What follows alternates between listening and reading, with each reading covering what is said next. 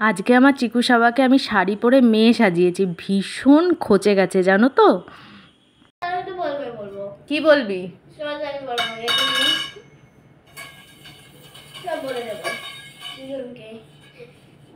কি করবা বলে দেওয়ার পর আজ হলো বৃহস্পতিবার, চিকুকে আমি পড়তে দিয়ে এসে চলে এসেছি এই বাড়িতে। আর আমার মা আমার জন্য ডিম টোস্ট বানিয়েছে, আর সাথে হলো দুধ চা। মা তো দুধ চা খায় না, মা খাবে র চা।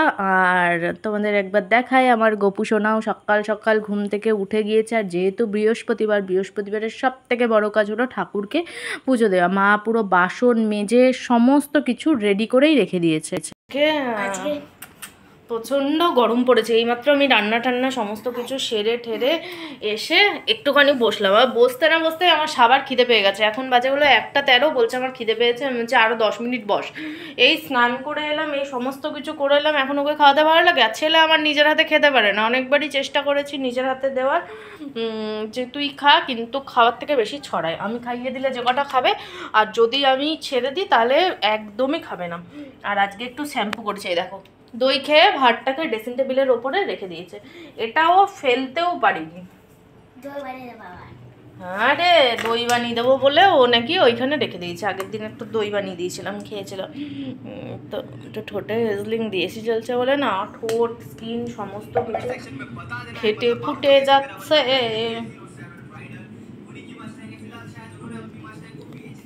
আজকে আমি রান্না করেছিলাম এই যে ছেলের জন্য পেঁয়াজ দিয়ে মুসুরির ডাল। এখানে ছেলের আর আমার ভাত রয়েছে, আর আমি না একটুখানি কাঁচা নুন খাই। আর এটা হলো ঢ্যাঁড়স পোস্ত। পাশে যেটা দেখতে পাচ্ছ এইটা পটল বাটা, এটা হলো লাল শাক, আর ছেলের আর আমার ডিম। এটাই দিয়েই আজকে আমরা লাঞ্চটা কমপ্লিট করব মা ছেলে। সন্ধে হয়ে গেছে, এখন আমরা ঘুম থেকে উঠলাম। আর আমি নিয়ে নিয়েছি চা, আর এই যে বিস্কুট। চিকু খেয়েছে চকলেট আর হলো গুড ডে বিস্কুট। তো খেয়ে এই যে গড়াগড়ি দিচ্ছে, আমি চাটা খেয়ে ওকে পড়তে বসাবো সন্ধেবেলায়। তো আগে চাটা খেয়ে নিই। বাচ্চা আমার পড়তে বসেছে, আর আমি ওর যেগুলো যেগুলো HW আছে সেগুলো তো টুকে দিতে হয়। এই যে আমার টোকা কমপ্লিট হয়ে গিয়েছে, কিন্তু বাচ্চার এখনও লেখা কমপ্লিট হয়নি। এখন কি লিখছ? ইংলিশ কি লিখছিস বল, জোরে বল। ডোমেস্টিক অ্যানিম্যাল লিখছে এখন। ডোমেস্টিক। তোমাদের কি একটা জিনিস দেখিয়েছিলাম? হ্যাঁ মনে হয় দেখিয়েছিলাম, আর দেখাবো না। ছেলেকে পড়ানো শেষ করে আমি ভাবলাম একটুখানি রিলস বানাই। তো অনেক দিন হয়েছে যে কোনো রিলস বানানো হয় না। নাইটি পরে না, আমার রিলস বানাতে একদমই ভালো লাগে না।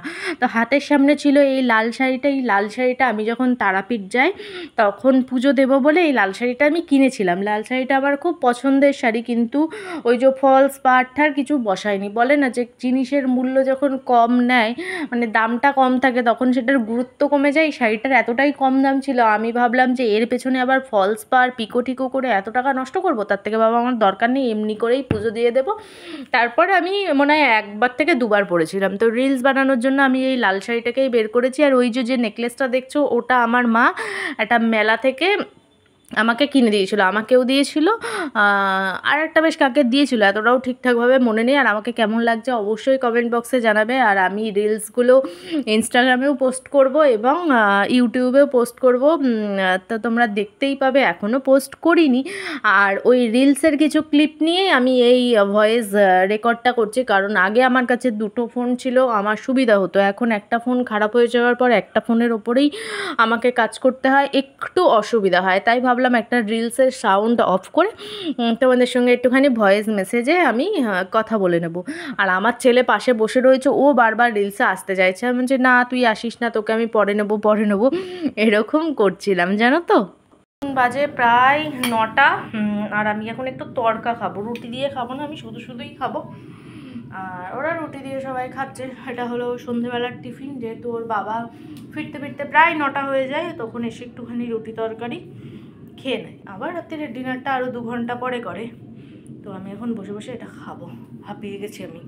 এতক্ষণ আমরা মা ছেলে একদম ঠিকঠাক ছিলাম, এরপর আবির্ভাব ঘটে ওর বাবার। ওর বাবাকে যেহেতু আমরা একদম তারানাথ তান্ত্রিক সাজিয়েছিলাম, ওর বাবার ইচ্ছা হচ্ছে ছেলেকে একটু মেয়ে সাজাবে। বলছে তোর মায়ের শাড়িটা একটুখানি পর, দেখি তোকে কেমন দেখতে লাগে, কেমন দেখতে লাগে। দেখেছো, ওর বাবা কিন্তু নিজে পরানোর চেষ্টা করছে। যতই হোক সায়া ব্লাউজ এইসব ছাড়া কি শাড়ি পরানো যায়? যাই হোক, ওকে দেখো কি ভাল লাগছে, একটু যদি ফলস চুল থাকতো না মুখটা কিন্তু ভালো লাগতো। হাসছে যখন, আমি তো জোর করে লিপস্টিক পরিয়েছি যে লিপস্টিক পর, একটু হাতটা দে। ওর বাবা বলছে একটুখানি নাচ, এরকমভাবে পোজ দে, দেখ তোকে সুন্দর লাগবে। ছেলে কিন্তু লজ্জা পাচ্ছে, ও মা ভিডিও তুলবে না, ভিডিও কাউকে দেখাবে না, এই করবে না, তুমি দেখে ডিলিট করে দেবে, এই শর্ত। আমি তো জানছি একবার যদি তুলতে পারি আমি তো আমার বন্ধুদের দেখাবো।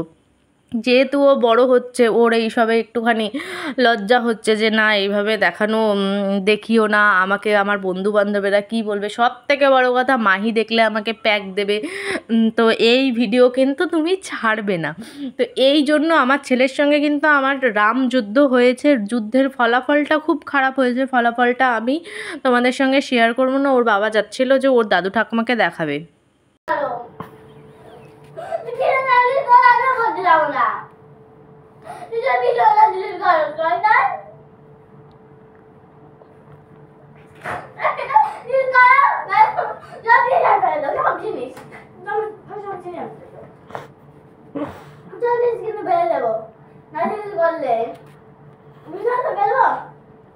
ফেল মাঠটা, তারপর কেমন খাবি।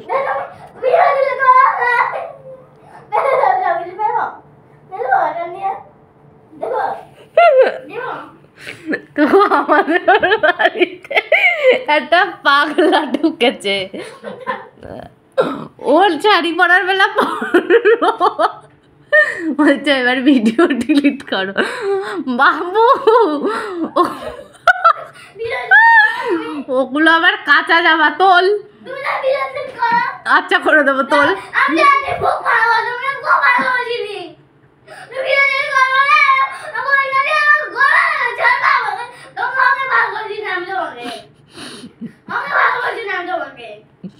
তো তুই আমাকে ভালো করে চিনবি না তো কাকে চিনবি?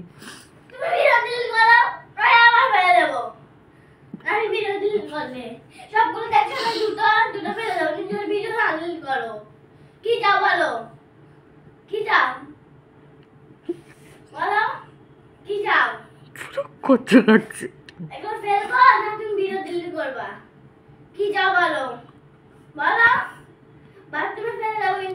মালতী মাসি অন দ্য ফ্লোর।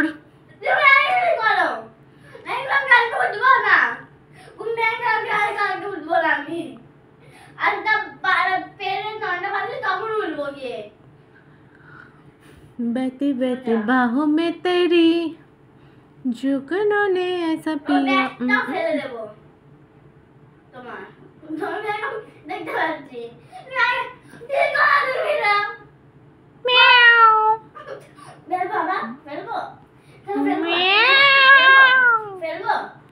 ওই যে ওখানে একটা লাঠি আছে, এটা দেখতে পাচ্ছিস?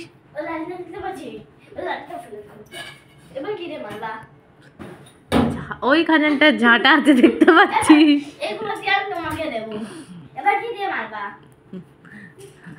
মারা রান্নাঘরে খুন্তি আছে জানিস? লুলু লুলু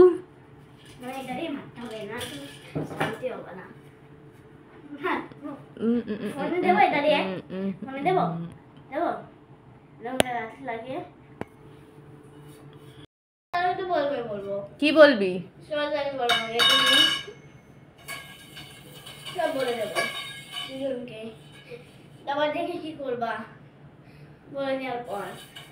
মেদিনীপুর হোস্টেলে পাঠিয়ে দেবো। আমি তো বলবো সোজা মেদিনীপুর। এটা দেখছো, দেখছো তো? এটা মেদিনীপুর। এটা দেখছো? এই দুটো তুই মেদিনীপুরে চলে যাবি। দুটো দিয়ে দেব, এগুলো দিয়ে না কাগজ তুমি যা আগে করে নেছিলা। বেটি বেটি বাহু মে কেনে जुगनू ने ऐसा पिया। মালতী মাসি অন দ্য ফ্লোর।